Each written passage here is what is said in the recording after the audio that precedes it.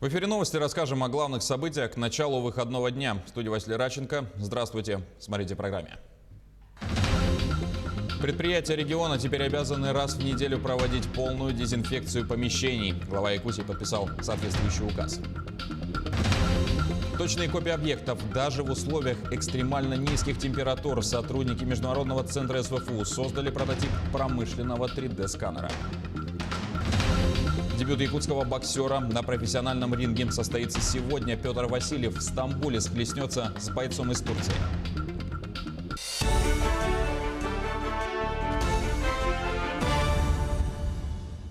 Глава Якутии подписал указ, согласно которому предприятия республики будут проводить дезинфекцию помещений с закрытием объектов каждую неделю.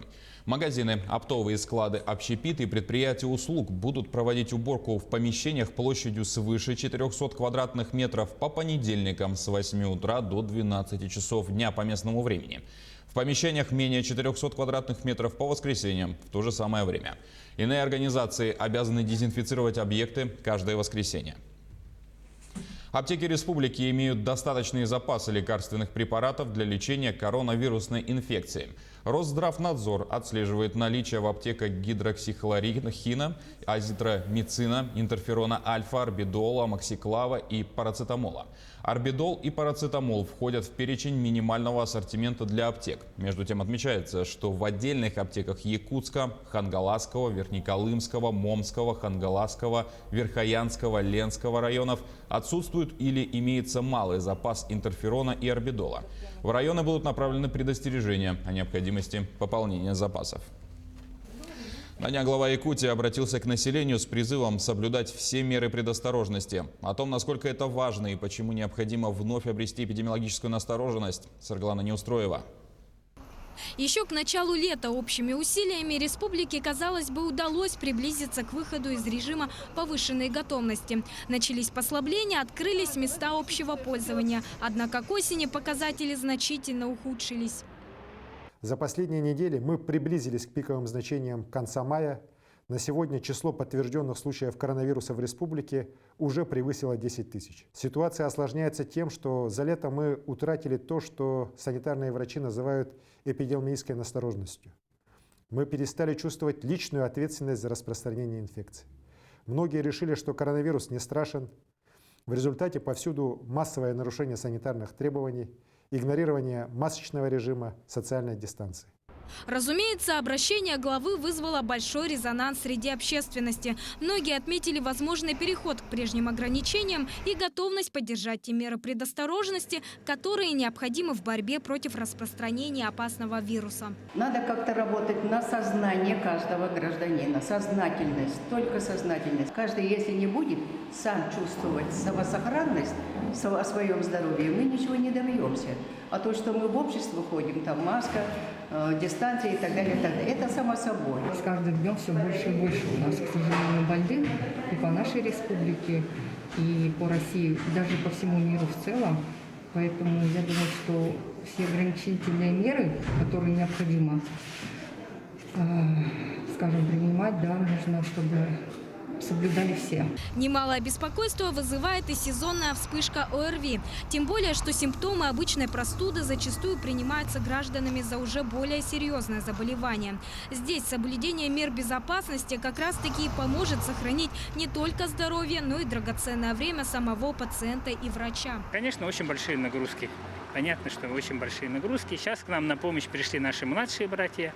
Это студенты медицинского института ЕГУ, старшекурсники. То, что появился насморк и температура, еще не значит, что вы умираете. Это всего лишь ОРВИ.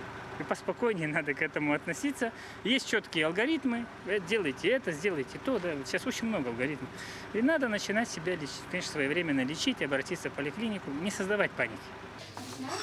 К сожалению, многие уже попросту устали жить дистанционно, в масках и перчатках. И все же за последние 7 месяцев механизмы, отработанные для того, чтобы чувствовать себя максимально комфортно в нынешних условиях, достигли небывалых высот. Теперь не только покупки, но и развлечения, учеба и даже работа доступны на дому. Остается только перетерпеть и помнить: успех в борьбе с коронавирусной инфекцией – ответственность каждого. Сарглана Неустроева, Якутск. В столице республики вновь введены меры по контролю над соблюдением масочного режима в общественном транспорте. О том, соблюдают ли их водители и пассажиры маршруток и такси, расскажет Юлия Михайлова. В соответствии с указом главы республики от 27 апреля жителям города следует соблюдать масочный режим при нахождении во всех видах общественного транспорта и такси. И если летом многие забыли об этом указе, то теперь в связи с ростом сезонных простудных заболеваний контроль снова ужесточен.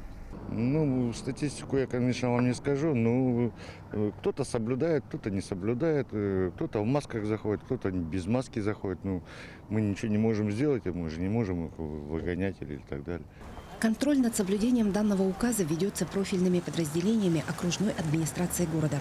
Также сами водители маршрутного транспорта обязаны соблюдать меры безопасности и проводить обработку салона по приезду на конечную остановку.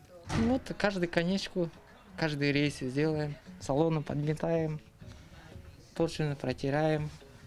Это касается и водителей такси. Впрочем, здесь ситуация обстоит сложнее. Пассажиров забирают с указанных адресов, и их в разы меньше, а значит слабее и общественный контроль.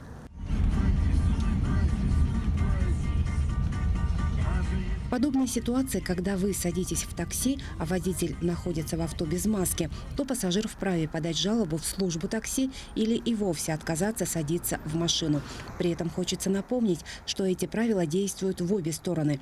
То есть, если без маски пассажир, то и водитель любого общественного транспорта вправе отказать ему в оказании услуги. Юлия Михайлова, Джулус Вакентьев, Якутск.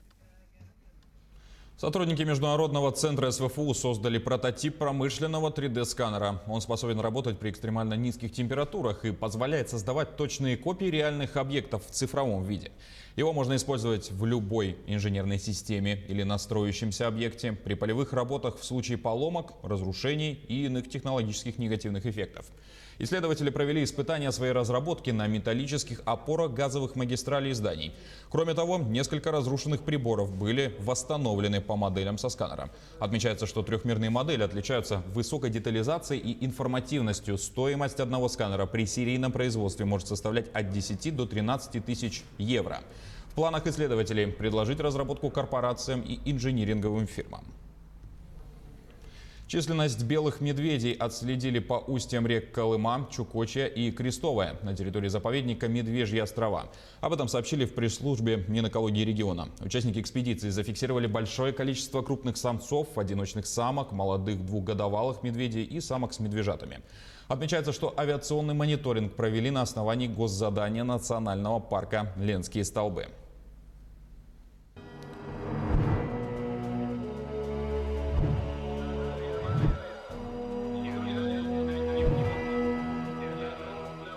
Новый якутский военный фильм выйдет во всех кинотеатрах столицы в 20-х числах октября. Режиссер снял картину по мотивам одноименной повести якутского поэта-фронтовика Тимофея Сметанина.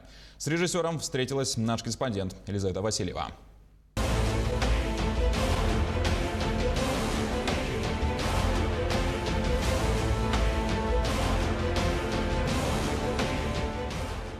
Суровые годы Великой Отечественной. Еще вчера простые ребята, а ныне солдаты, вынужденные рисковать жизнью, защищая Родину. Главная задача режиссера – показать современным подросткам, что настоящие супергерои среди нас. Все зависит от силы духа человека. Куда его бить, товарищ лейтенант? Якутского солдата Чарина сыграл артист Государственного театра коренных малочисленных народов Севера Айтал Степанов. Это его первая роль в кино. Во-первых, это большая честь воплощать на экраны героя повести Тимофея Сметанина. Во-вторых, это вообще мой первый опыт в большом кино.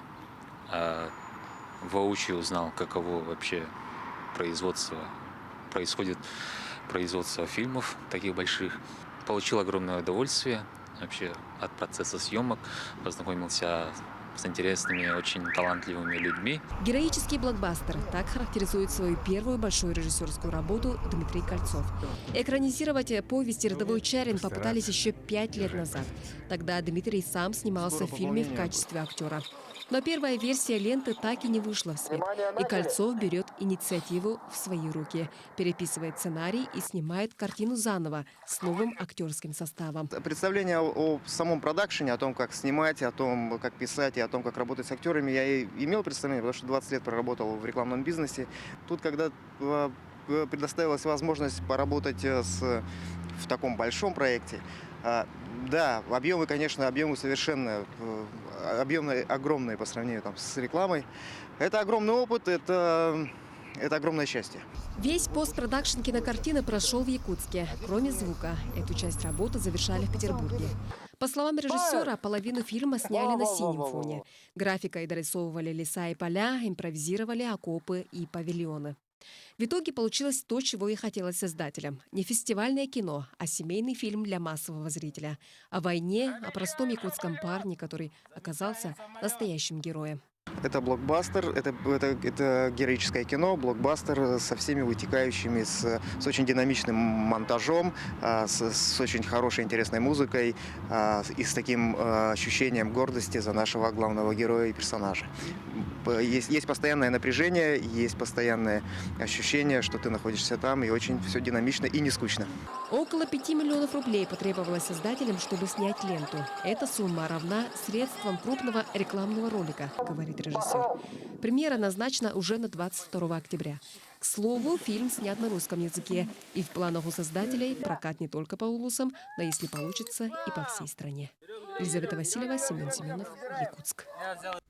Сегодня, 10 октября, состоится дебют якутского боксера на профессиональном ринге. Петр Васильев, сын заслуженного мастера спорта России по кикбоксингу Василия Васильева, в Стамбуле проведет свой первый бой в профессионалах. Соперником Петра станет выходец из Средней Азии Фарух Хаиров, представляющий Турцию. Из последних результатов якутского боксера можно отметить его выступление на недавнем турнире в Новосибирске, где Васильев занял 2-е место на турнире класса А на Кубок командующего ВДВ. Теперь о погоде. Снегопад ожидается на территории западной, южной и центральной частей Якутии. С завтрашнего дня, 11 и 12 октября, на северо-западе, западе республики ожидается местами небольшой снег. В южных местами и в центральных районах снегопад. На юго-востоке сильный и мокрый снег, ветер порывистый, умеренный. 12 октября на юге порывы местами до 15-20 метров в секунду, говорится в сообщении. Температура воздуха ночью при осадках будет опускаться до значений в -5, -7 градусов. И к этому часу пока все. Хорошего вам дня.